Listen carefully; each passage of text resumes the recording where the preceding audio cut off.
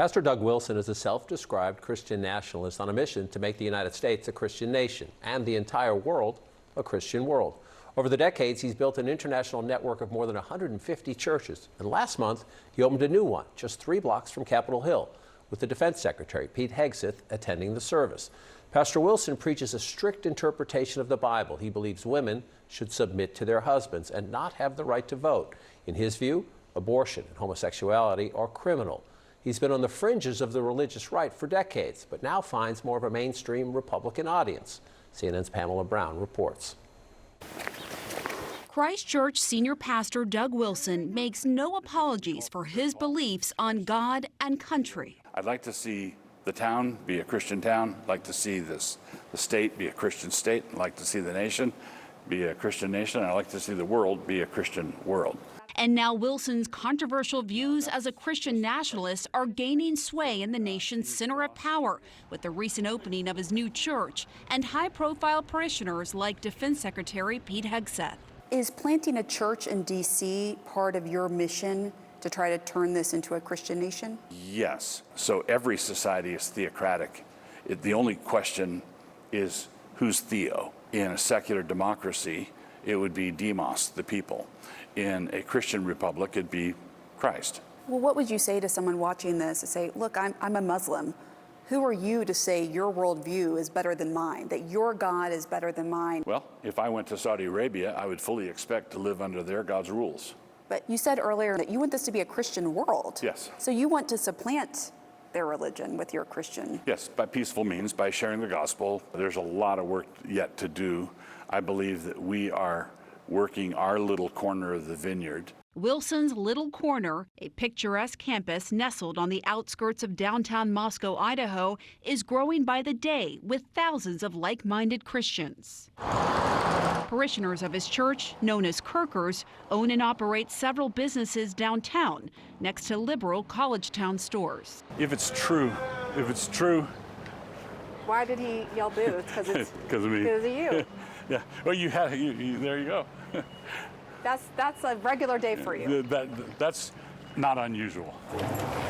A big focus of his Christian movement is on a patriarchal society where men are dominant and women are expected to submit to their husbands. Women are the kind of people that people come out of. So you just think they're meant to have babies. That's it. They're just a vessel. No, it doesn't take any talent to simply reproduce biologically. The wife and mother, who is the chief executive of the home, is entrusted with 3 or 4 or 5 eternal souls. I'm here as a working journalist, and I'm a mom of 3. Good for you. Is that an issue for you? No, it's not automatically an issue. Josh and Amy Prince, along with their 4 kids, moved here from Washington State. Do you see Amy as your equal? Yes and no, in the sense that we're both saved by grace. We're absolutely on equal footing, but we have very different purposes, God-given. But do you see yourself as the head of the household, as the man? He is the head of our household. Yes, and I do submit to him. So like moving here was ultimately your decision. Yes. That's a great example. Wilson says in his vision of a Christian society, women as individuals shouldn't be able to vote. His fellow pastors Jared Longshore and Toby Sumter agree. In my ideal society, we would vote as households. And I would ordinarily be the one that would cast the vote, but I would cast the vote having discussed it with my household. But what if there's your wife doesn't want to vote for the same person as you? Right. Well, then that's a great opportunity for a good discussion. There are some who have gone so far as to say that they want the 19th Amendment repealed. I would support that.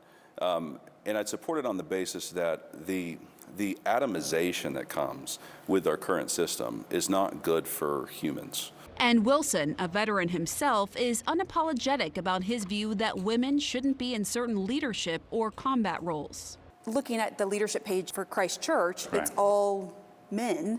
Do you accept women in leadership roles in the church and government? In the church, no. Why? Because the Bible says not to. Well, that's not what happens in the Bible. Women do lead all the time.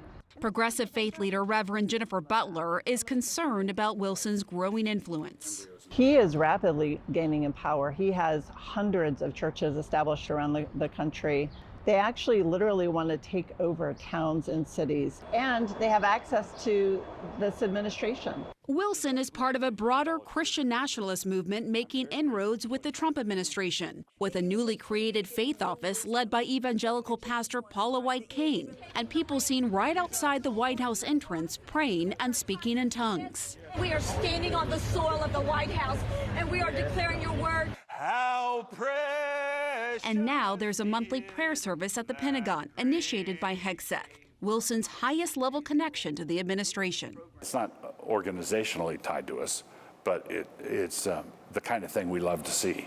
For his part, Hegseth has publicly praised Wilson. Now we're standing on the shoulders of a generation later, the Doug Wilsons and the others. And as Wilson grows closer to the mainstream, the critics are also getting louder, accusing him and other Christian nationalists of wanting to create the dystopian world from The Handmaid's Tale, something he insists has never been his goal for society. I'm not a white nationalist. I'm not a fascist.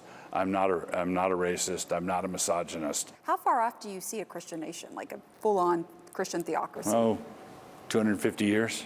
250 years. Yeah, honestly, that's yes. What you see. But you do think it will happen? Yes, I do. We're not going to usher in anything ourselves. We're really genuinely pioneers.